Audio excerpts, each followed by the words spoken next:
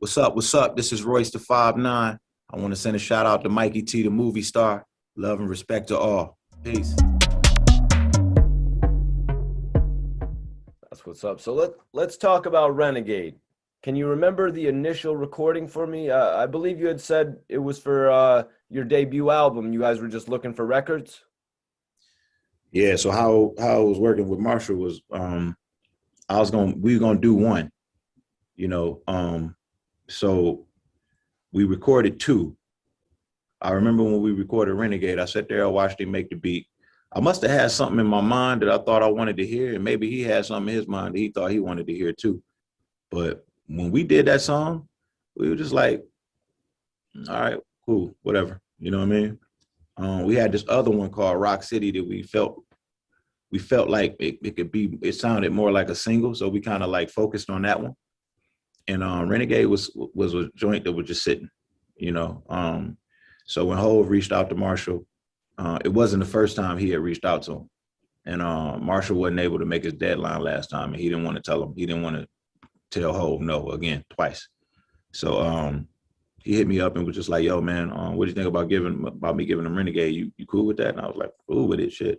Like, thank you for even thinking about asking, but you don't have to ask me nothing like that, man. You know what I'm saying? Like, shit. It's an honor, you know, it's going to be an honor and a privilege just to hear y'all two together on a joint that I used to be on. You know what I'm saying?